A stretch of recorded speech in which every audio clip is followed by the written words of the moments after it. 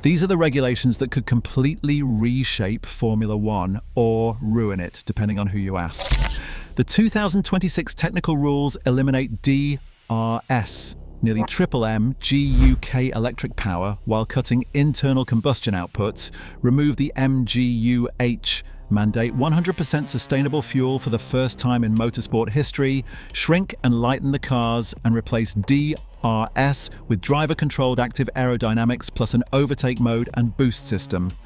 You will learn the hard numbers behind the 50-50 power split, why teams face huge energy management and weight target challenges, and how removing the MGUH both lowered barriers for new manufacturers and created a major engineering headache. Reactions are strong. Max Verstappen says the cars look terrible. Fernando Alonso says he will not miss the current generation at all. Christian Horner warns of Frankenstein machines, and the FIA insists the critics are way off the mark. What's actually changing, and why is Max Verstappen threatening to quit if the new rules are not fun? Stick around to the end, because the answer might surprise you. A completely rebalanced hybrid system sits at the heart of the 2026 regulations. The 1.6-litre V6 turbo hybrid architecture remains in place, but power delivery transforms into something fundamentally different. Here's the number that matters most. Internal combustion engine output drops from approximately 550 kilowatts, which works out to around 750 horsepower, down to just 400 kilowatts, or about 540 horsepower. That's a 27% reduction in combustion power, and that's where the electric motor steps in. MGUK output nearly triples, jumping from 120 kilowatts to 350 kilowatts, which means going from about 160 horsepower to 470 horsepower from the electric motor alone. The result splits power roughly 50-50 between combustion and electric, compared to the current 83-17 ratio. The MGUH elimination tells the biggest technical story of these regulations. The motor generator unit heat harvests energy from exhaust gases to spool the turbocharger, and it eliminates turbo lag. Building one costs a fortune and takes years to master, which scared away potential new manufacturers for the better part of a decade.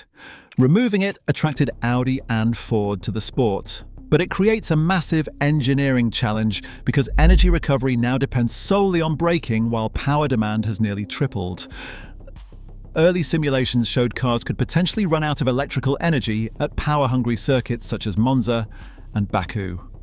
Christian Horner pushed for a swing back toward combustion power, but the FIA has not budged.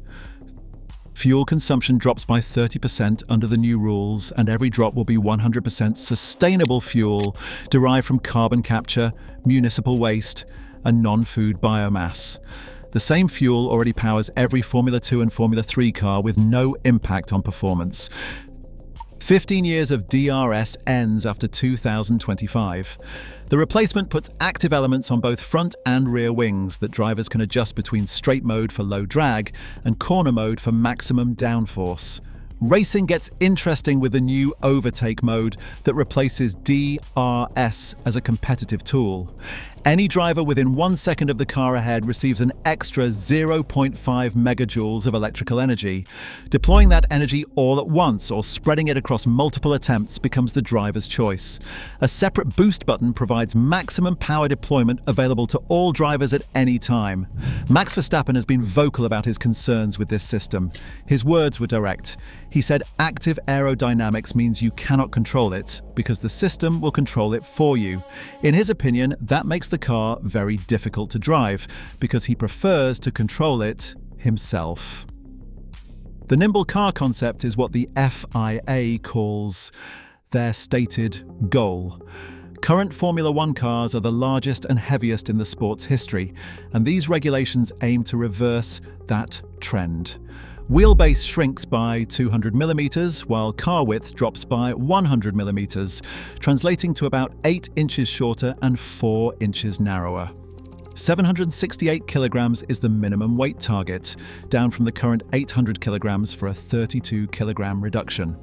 Christian Horner called the weight target a number plucked out of the air, noting that weight-saving measures cost colossal amounts of money. Many paddock insiders doubt teams can actually hit that number in year one.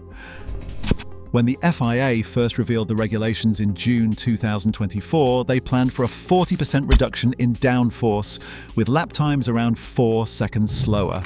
Driver alarms spread quickly, and Lewis Hamilton said he had heard from simulator testers that the cars were pretty slow.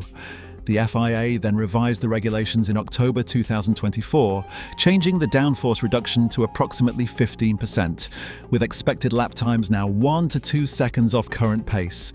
Nicholas Tombazis, the single-seater director at FIA, pushed back on the criticism, saying comments about Formula 2 pace were way off the mark. 6 power unit manufacturers supplying 11 teams makes 2026 the busiest engine supplier field the sport has had in decades. Mercedes takes on 4 teams, including their own works outfit, McLaren, Williams and Alpine, after Renault announced they are ending over 40 years of Formula 1 engine manufacturing.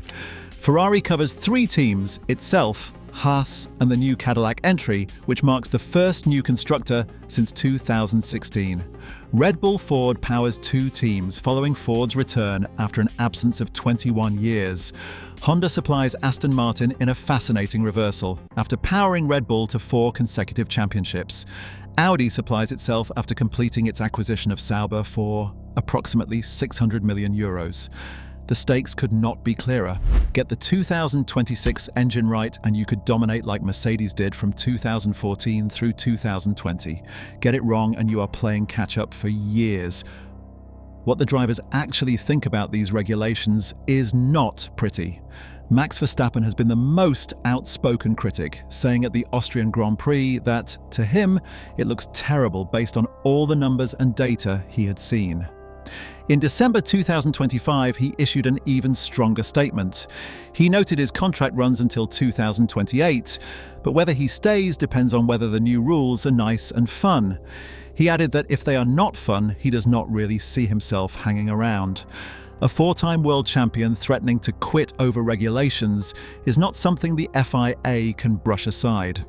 Charles Leclerc described his first simulator experience as not enjoyable. Lance Stroll went further, calling for less of an energy battery championship science project and more of just Formula 1 racing. Not everyone shares those views.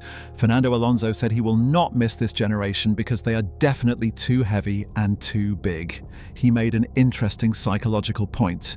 Every time racing drivers try something slower, they never like it, but then they get into a rental cart with 12 horsepower and love it. His conclusion was simple. If next year you are fast, we will love the cars. That observation matters because drivers tested the 2026 cars in isolation while comparing them to current machinery. In reality, everyone will race the same regulations, and relative performance matters more than absolute lap times. 3 pivotal moments in Formula 1 history invite comparison to these regulations.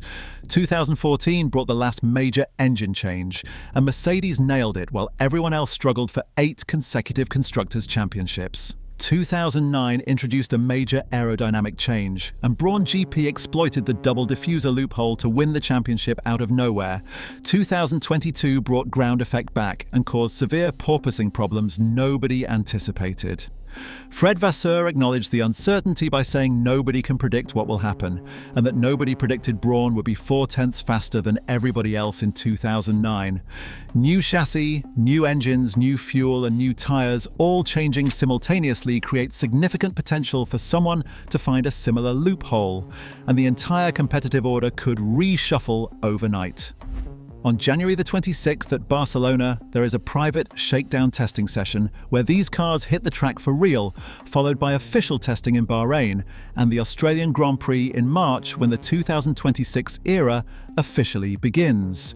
These regulations represent genuine ambition with a 50-50 power split, sustainable fuel, active aerodynamics replacing DRS, smaller cars, 6 engine manufacturers, and an 11th team joining the grid.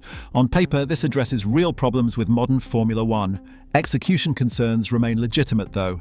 Drivers who have tested these cars are worried weight targets may be unrealistic and energy management could produce artificial racing. The FIA developed these regulations with computer simulations but no wind tunnel validation. What makes 2026 unique is the scale of change happening all at once. The last time Formula One saw this level of simultaneous change, Brawn GP won the championship. Could someone pull a Brawn in 2026? Every team in the paddock is spending hundreds of millions trying to make sure they are the ones who find the advantage and not the ones left behind. Formula One in March 2026 will look, sound and drive completely differently than what we see today. One thing Formula One history teaches us is that the biggest regulation changes produce the biggest surprises, and 2026 might be the biggest change of all. That is everything you need to know about the 2026 Formula One regulations, with the revolution starting in just a few months. If this video helped you understand what is coming, hit subscribe and turn on notifications, because I will be covering every major development as we head into the new era. Drop a comment and let me know whether you are optimistic about 2026 or if you share the drivers' concerns. Thanks for watching. I will see you in the next one.